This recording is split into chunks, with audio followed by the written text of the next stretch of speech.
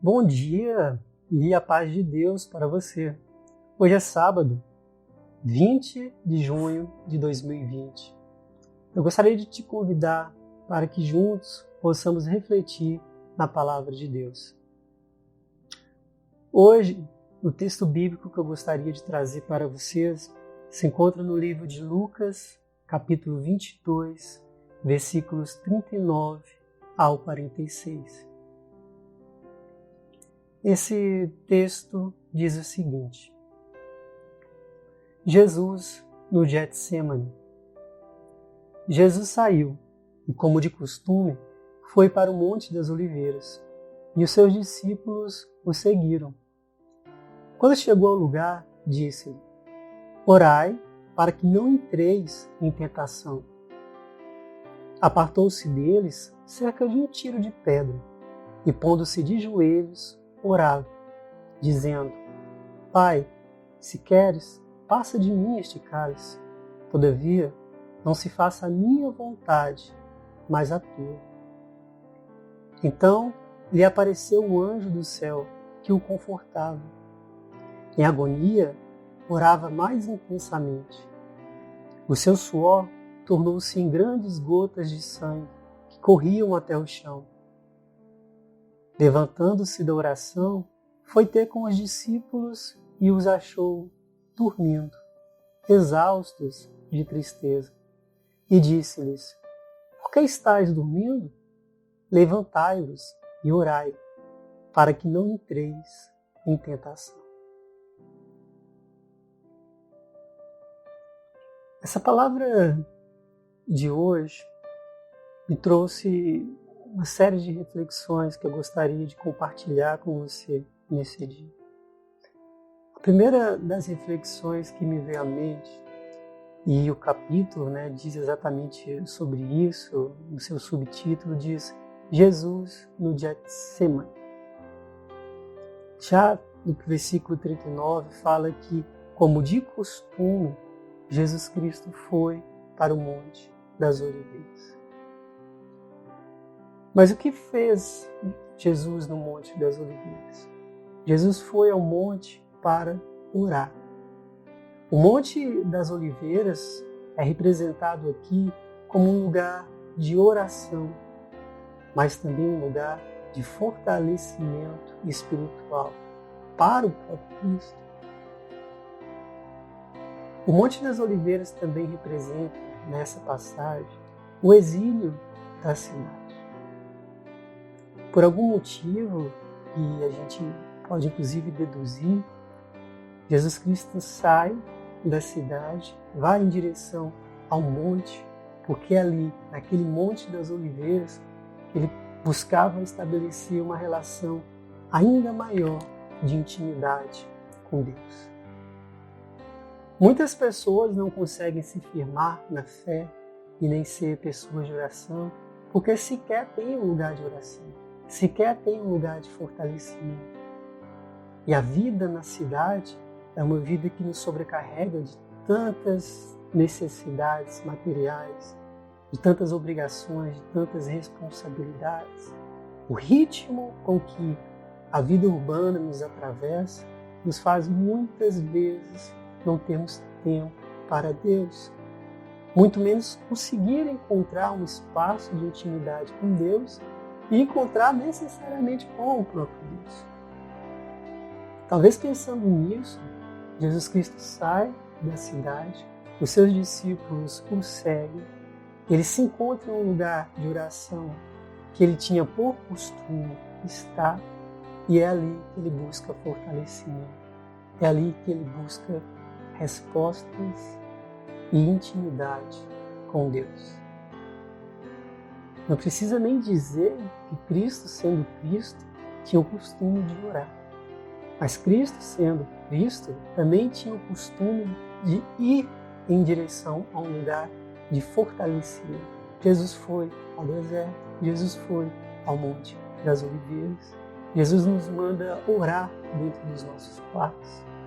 Jesus sempre foi muito sábio em identificar quais lugares que devemos estar para nos fortalecer espiritualmente. A partir disso fica um pouco dessa minha provocação para você. Será que os lugares que você frequenta, os lugares em que você está hoje, são lugares de intimidade com Deus? Se não são, é preciso que você repense. Porque como de costume, Jesus foi para o monte. Como de costume, ele se colocou em um lugar de oração. Como de costume, ele buscou fortalecimento e intimidade com Deus. Precisamos também ter este costume de nos encontrar com o Senhor. E às vezes o local em que estamos reduz essa possibilidade ou nos dá essa possibilidade de estarmos mais próximos de Deus. Mas nos versículos seguintes a gente vê que os discípulos seguem a Cristo. Jesus chega àquele lugar, no caso o Monte das Oliveiras, né? E ele dá uma orientação aos seus seguidores. Jesus disse: orai para que não entreis em tentação. Ali, Jesus já tinha dado a dica para os seus discípulos. Ele apresenta a oração como uma arma contra o pecado, um remédio contra o mal, e como aquilo que poderia fortalecer os próprios discípulos a enfrentar tudo o que estava por vir. Jesus define muito claramente que a oração é tudo aquilo que precisamos ter para não cair em tentação. Apartando-se então dos seus discípulos, ele se posiciona a cerca de um tiro de pedra e põe-se de joelhos e ora. Quanta humildade existia em Jesus Cristo. Ele que também era Deus, filho de um Deus Altíssimo, se colocando de joelhos perante Deus. Aqui nós vemos um Cristo completamente em redenção e com uma atitude linda de humildade perante aquele que é dono do ouro, da prata, que é o Deus Senhor do universo. Cristo se coloca em lugar de redenção, se põe de joelhos e diz: Pai, se queres, passa de mim este cálice. Todavia, não se faça a minha vontade, mas a tua. Jesus Cristo tinha completa consciência da sua missão. Sendo onisciente, onipotente e onipresente, ele já sabia tudo o que iria passar, tudo o que estava por vir. Apesar da dor de ter que carregar aquele cálice, de ter que carregar a cruz, Jesus Cristo se submete à vontade de Deus. E ele se coloca, inclusive, em prontidão na sua oração para fazer valer a vontade de Deus acima da sua própria vontade. Pai, se quiseres, passa de mim este cálice, mas que se cumpra a tua vontade, meu irmão. Muitas vezes a nossa oração não considera a vontade de Deus. Muitas vezes a nossa oração considera apenas o nosso desejo, a nossa vontade, aquilo que entendemos que é melhor para mim, para você. Mas Cristo tem uma outra compreensão. Ele pede aquilo que a carne pede para que ele peça, mas ele sabe que existe uma vontade muito maior e ainda mais perfeita, ainda mais mágica, né? Que é a vontade de Deus.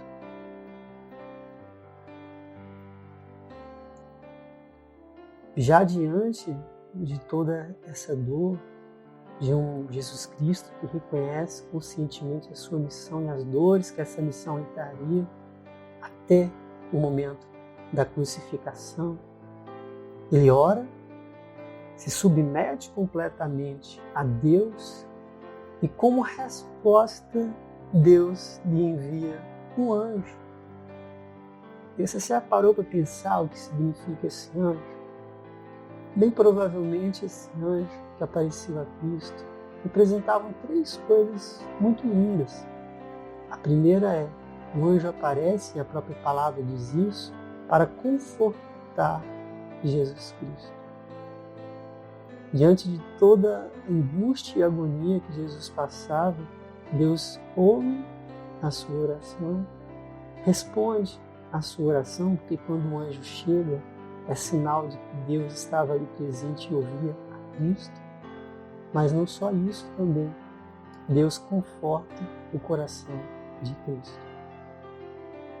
Mas o anjo vem trazer conforto e também alguma outra coisa além, porque os anjos são muito bem representados na palavra de Deus como aqueles que trazem proteção. Então, além do conforto, Deus também oferece proteção. Aqui aprendemos que, por maior que seja a nossa missão, a luta que teremos que passar, se orarmos, se nos submetermos completamente a Deus, Ele nos dará conforto, Ele também nos dará proteção. Basta que acreditemos, confiemos, que tenhamos fé e que esperemos em Deus. Justamente por isso, o anjo aparece ali para Cristo como um socorro na angústia. Interessante também pensar que em agonia Jesus Cristo orava e orava mais ainda. Olha que interessante.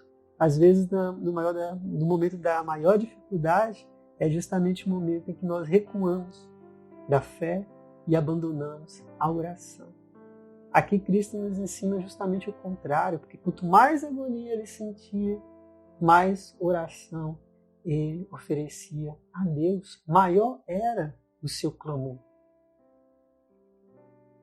Diante do que estava por vir na vida de Cristo, de Jesus, tendo a completa consciência da sua missão, Jesus intensifica a sua oração na medida em que a agonia aumenta. O esforço físico foi tão grande que ele suava, e a palavra diz que o seu suor tornou-se em grandes gotas de sangue que corriam até o chão. A agonia de Cristo era tão grande naquele momento, a sua dor, a consciência do que estava por vir era tão enorme que nem o seu corpo físico deu conta de tamanha agonia, de tamanha dor. E ele suou.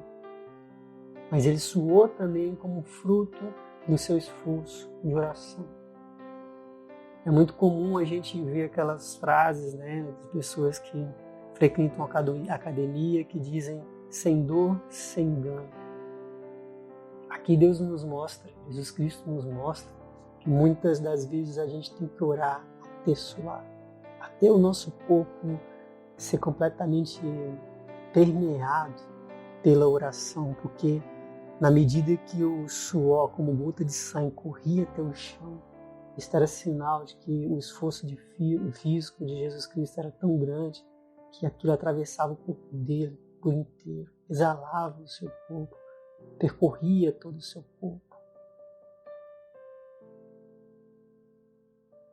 E é isso que precisamos buscar a cada vez mais e mais.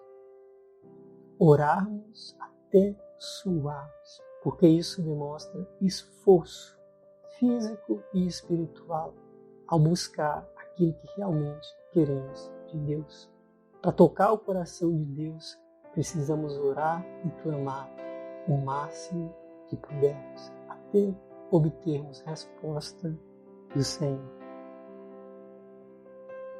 E é interessante também pensar, porque ainda que o anjo tivesse aparecido e trouxesse conforto e proteção para Cristo, ele continuou a oração. Muitas das vezes a gente relaxa quando estamos numa situação confortável, quando estamos protegidos. Mas Cristo sabia muito bem o que ele queria desde o início da sua oração. O anjo vem como uma resposta, como socorro na angústia, mas ele resolve continuar aquilo que ele tinha começado a fazer. Ele ora e ora insistentemente, incessantemente. Mas, terminada a oração, Jesus se levanta e vai ter com seus discípulos. E os acha dormindo, exaustos de tristeza. Aqui é o ponto que eu gostaria de concluir essa reflexão de hoje. Jesus orava, enquanto isso, os discípulos dormiam. Muitas vezes, essa vai ser a tônica das nossas vidas. Pessoas nos seguem, pessoas são orientadas a estar de uma ou de outra forma diante de nós e diante de Deus. Mas o momento da nossa dor, do nosso sacrifício, da nossa redenção, muitas vezes a gente vai ter que orar sozinho. É isso que Cristo faz quando Ele se aparta para orar. Ele entende que aquela oração dizia respeito a Ele naquele momento. Tem orações que não devem ser compartilhadas. Tem orações que são só nossas. Tem orações que devem buscar a nossa intimidade com Deus e tão somente isso. Mas enquanto Jesus orava, os discípulos dormiam. Há uma ambivalência muito grande entre um Cristo em agonia e discípulos que dormem, ainda que diante de tamanha dor do seu próprio Salvador. Mas esses discípulos não dormiam por qualquer motivo. A tristeza que tomou aqueles discípulos era tão grande que eles só conseguiam dormir. Certamente aqueles discípulos já estavam tomados pela tristeza, mas também pela depressão daquele momento. Então precisamos pensar que apesar da tristeza e a vontade que temos de simplesmente fechar os olhos e dormir, o que Cristo nos diz no versículo 46 é: por que estáis dormindo? Levantai-vos e orai, para que não entreis em tentação. Por maior que seja a sua tristeza, por mais exausto fisicamente ou emocionalmente você esteja, não vá dormir. Levante e ore, para que não entreis em tentação e para que a tentação não seja maior ainda. E sabe o último ponto para pensarmos?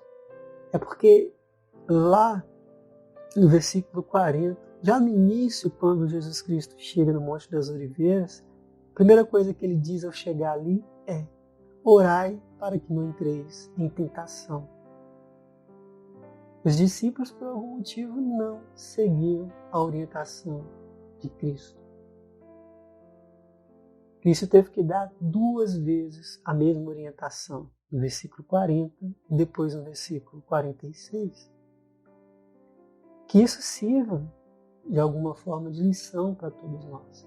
Se tem alguma coisa que Deus já disse para você fazer, que você não está fazendo, faça.